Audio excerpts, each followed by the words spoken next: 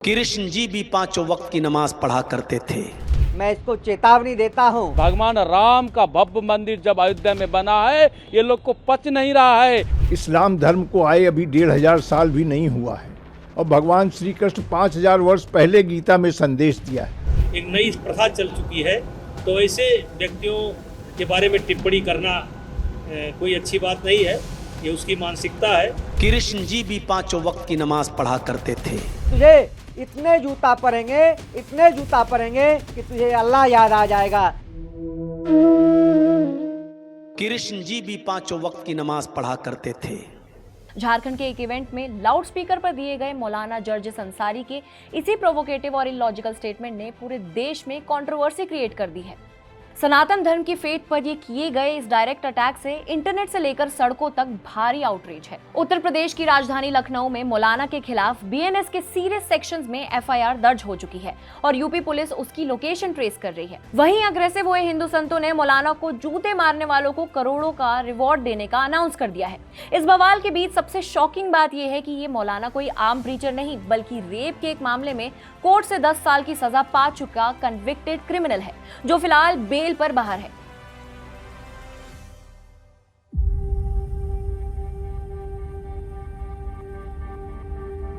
इस पूरे मामले ने अब तुल पकड़ लिया है। रिलीजियस लीडर से लेकर पॉलिटिकल पार्टीज तक की इसमें एंट्री हो गई है।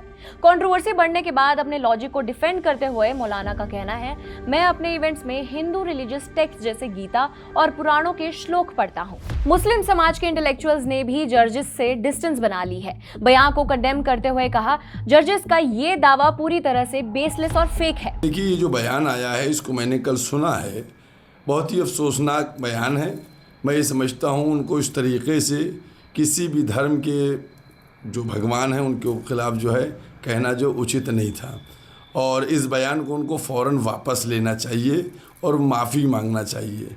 क्योंकि जिस तरीके से आप कह रहे हैं कि वो नमाज़ पढ़ते थे श्री कृष्ण जी, ये खुद ही नहीं बता पा रहे हैं। मैंने जो बयान सुना है कि वो योग करते थे, उसको आप नमाज बताए दे रहे हैं, क्या करते थे, ये अफसोसनाक बयान है। और मैं ये समझता हूँ कि जिससे हमारे हिंदू भाइयों की जो आस्था है उसको ठेस पहुँची, माफ़ी मांगे। क्योंकि जर्जिस अंसारी जो इनके अक्सर बयान इस तरीके के आते हैं कि जो कंट्रोवर्सी क्रिएट करते हैं। अब मुझको नहीं मालूम कि ये किसी के कहने से इस तरीके के बयान देकर माहौल को ख़राब करते हैं या ख़ुद इनके अंदर का जो शैतान है वो जागता है, पर उनको मैं दोबारा यही कहूँगा कि बयान को वापस ले लेना चाहिए।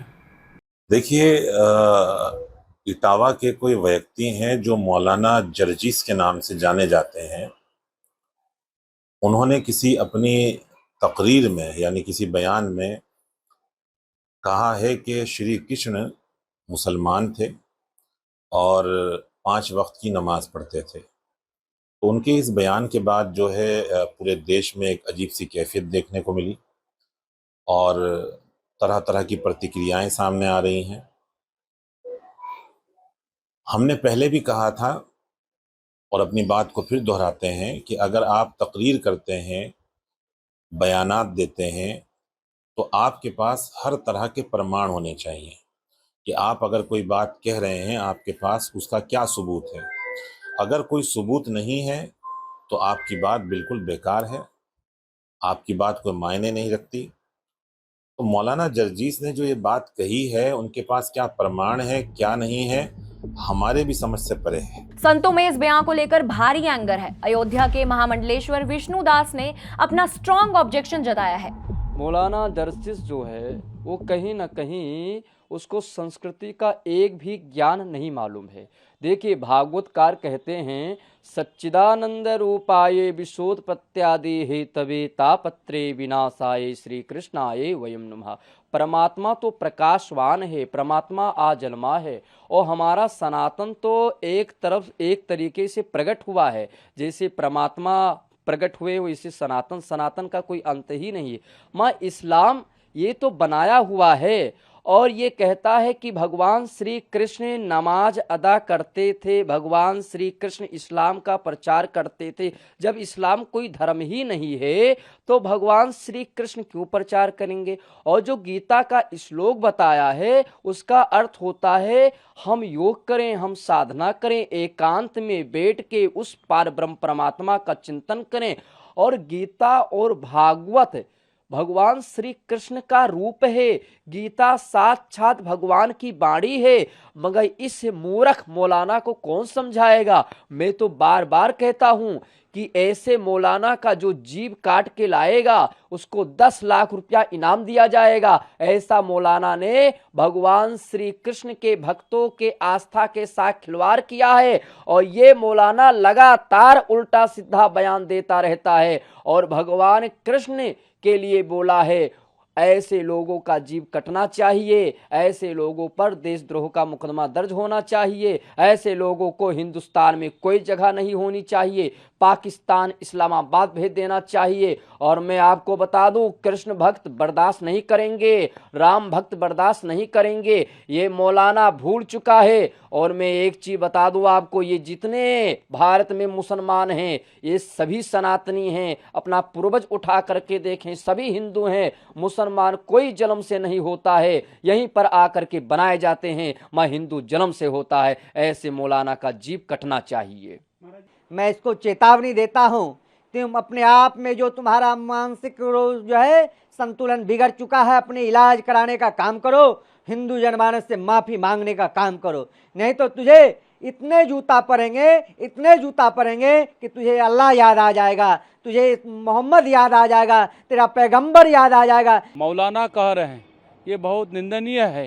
ये मौलाना खुद हैं और ये जो है कृष्ण भगवान को जिस तरह से मौलाना करें, राम भक्त एकजुट होकर के उस मौलाना की धज्जी उड़ाएंगे। यही नहीं, पूरे देश के हिंदू जितने सनातन धर्म है इस मौलाना की धज्जी उड़ाएंगे। ये विपक्ष का साजी है। यही नहीं, भगवान राम का भव्य मंदिर जब अयोध्या में बना है ये लोग को पच नहीं रहा है। सपा बसपा कांग्रेस और मौलानाओं को पच नहीं रहा है। ये मंदिर नहीं, ये और भी मंदिर बनेगा। यही नहीं, पूरे देश में राम मंदिर का चर्चा है, राम मंदिर दिव्य बन चुका है। बीजेपी नेताओं ने इस बयान को कॉन्स्पिरेसी बताते हुए कहा, मौलाना जर्जिस जैसे हैबिचुअल ऑफेंडर का खुलेआम ऐसी हेट स्पीच देना टॉलरेट नहीं किया जाएगा।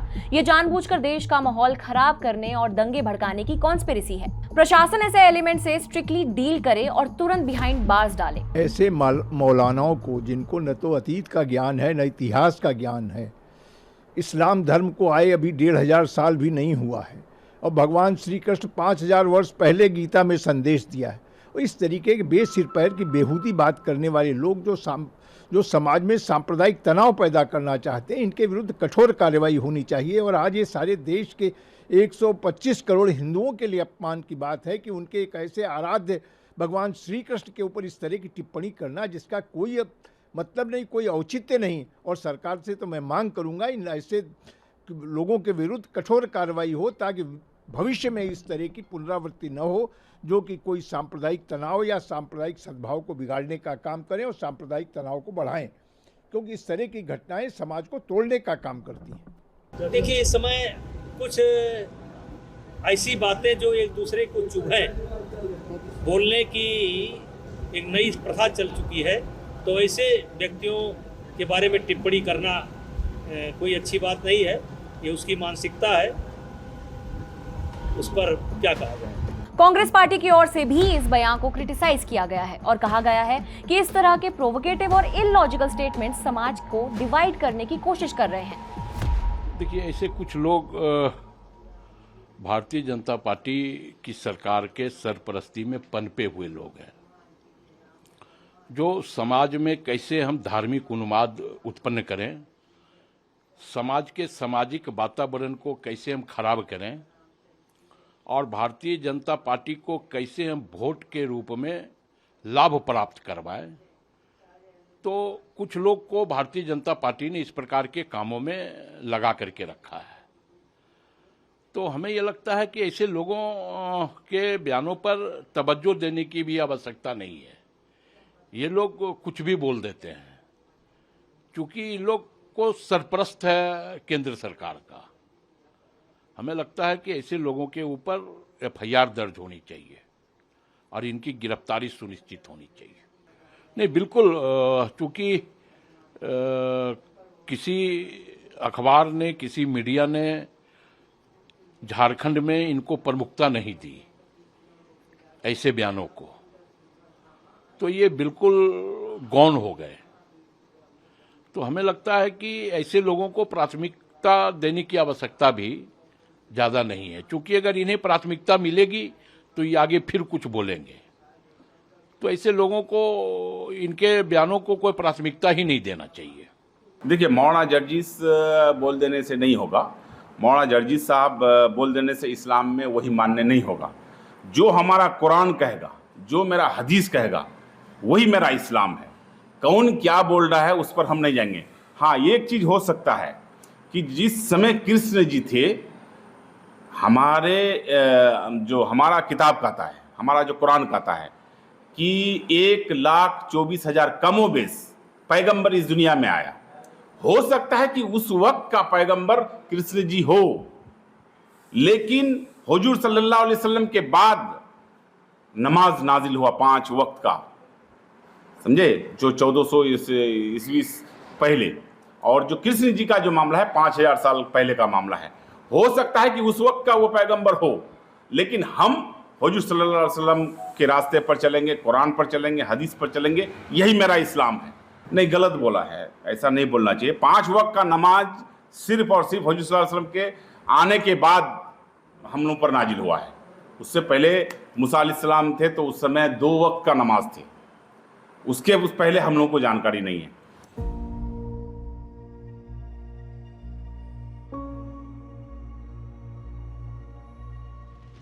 मूल रूप से यूपी के इटावा का रहने वाला मौलाना जर्जिस अंसारी देश भर में घूम घूम कर इवेंट्स में स्पीचेस देता है। इसका कंट्रोवर्सी से पुराना नाता है। इससे पहले वो महिलाओं के राइट्स को लेकर बेहद ऑब्जेक्शनेबल कमेंट्स कर चुका है और यूपी के मुसलमानों को माइग्रेट कर पश्चिम बंगाल जाने के लिए भी प्रवोक कर चुका है। जर्जिस का नाता सिर्फ कंट्रोवर्शियल स्टेटमेंट्स तक लिमिटेड नहीं है। साल 2015 में वाराणसी की एक महिला ने उस पर जॉब और शादी का फॉल्स प्रॉमिस देकर होटल में रेप करने और ऑब्सीन वीडियो बनाकर ब्लैकमेल करने का केस दर्ज कराया था। जेल जाने के बाद वो हाई कोर्ट से बेल लेकर बाहर आ गया और फिर से प्रोवोकेटिव रिलीजियस गैदरिंग्स करने लगा। लेकिन कृष्ण पर दिए गए इस लेटेस्ट बयान के बाद हिंदू संगठनों के बढ़ते प्रेशर को देखते हुए तय माना जा रहा है कि इस बार प्रशासन किसी भी तरह की लीनियंसी के मूड में नहीं है। पुलिस एक्टिवली उसकी तलाश कर रही है।